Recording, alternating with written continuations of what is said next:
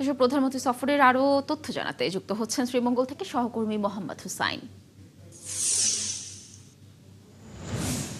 হোসেন, প্রধানমন্ত্রী এখন কোথায় অবস্থান করছেন একটু জানবো আপনার কাছে। এলাকাবাসীদের তাকে নিয়ে উচ্ছ্বাস কেমন দেখছেন এবং নেতাকর্মীরা কি ধরনের বার্তা তার কাছে প্রত্যাশা করছেন জানাবেন।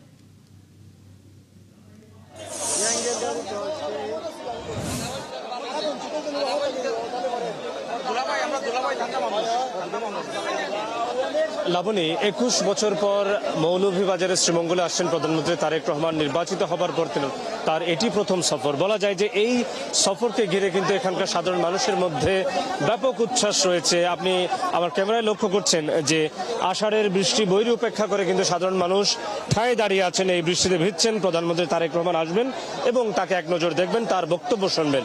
আমি ঠিক এখানকার যে ভিক্টোরিয়া উচ্চ বিদ্যালয় মাঠ, সেই মাঠে দাঁড়িয়ে আছি। বৃষ্টি বাধা উপেক্ষা করে এখানকার মানুষ, সাধারণ মানুষ থেকে নেতাকর্মী সবাই প্রধানমন্ত্রী তারেক রহমানের জন্য অপেক্ষা করছেন। তিনি অল্প কিছুক্ষণের মধ্যেই সমাবেশের মঞ্চে এসে উপস্থিত হবেন।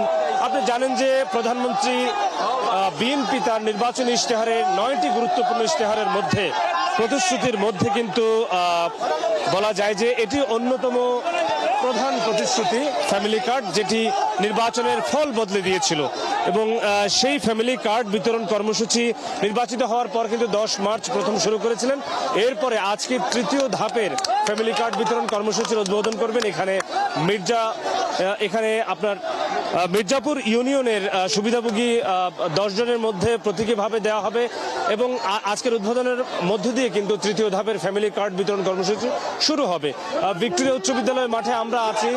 প্রধানমন্ত্রী কিছুক্ষণের মধ্যেই সমাবেশের মঞ্চে উপস্থিত হবেন এবং এরপরে তিনি কিন্তু মৌলভীবাজার সদরের উচ্চ বিদ্যালয় যেটি রয়েছে সেখানে ফ্যামিলি কার্ড বিতরণ কর্মসূচিতে যোগ দেবেন এবং সেখানে বক্তব্য রাখবেন।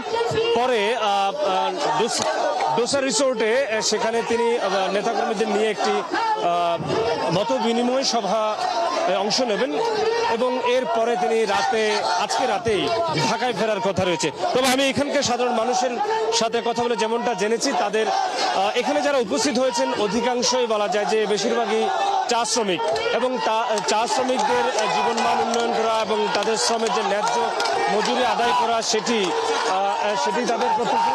ইতিমধ্যে আমার ক্যামেরা আপনি লক্ষ্য করছেন প্রধানমন্ত্রী তারেক রহমান তিনি কিন্তু ইতিমধ্যেই সমাবেশের মঞ্চে এসে উপস্থিত হয়েছেন।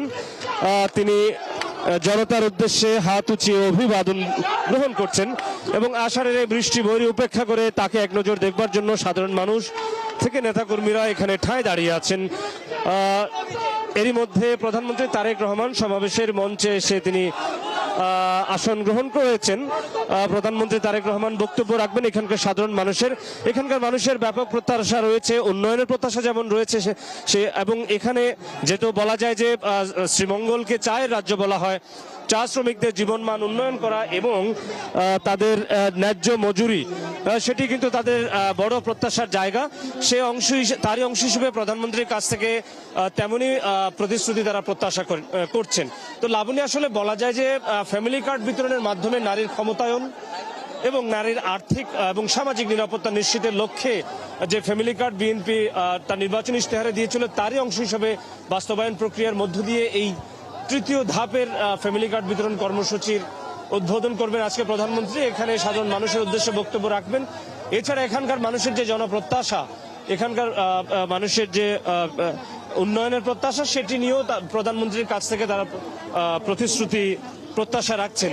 তো এই ভিক্টোরিয়া উচ্চ বিদ্যালয় মাঠ থেকে তিনি মৌলভীবাজার সদরে উচ্চ বিদ্যালয় মাঠে যাবেন, সেখানেও বক্তব্য রাখবেন। আজকে দিনব্যাপী কর্মসূচিতে বলা যায় যে এই ছিল প্রধানমন্ত্রী তারেক রহমানের সফর এবং সাধারণ মানুষের প্রত্যাশা। তো লাবণী, এই ছিল আমার কাছে ভিক্টোরিয়া উচ্চ বিদ্যালয় মাঠ থেকে প্রধানমন্ত্রীর ফ্যামিলি কার্ড বিতরণ কর্মসূচির সবশেষ খবর। হোসেন, ধন্যবাদ আমাদের সাথে যুক্ত থাকার জন্য। আপনি থাকুন সেখানে। নিশ্চয়ই সমাবেশে প্রধানমন্ত্রী তারেক রহমান যখনই বক্তব্য রাখবেন আমরা দর্শকদেরকে সরাসরি সেই বক্তব্য দেখানোর চেষ্টা করব।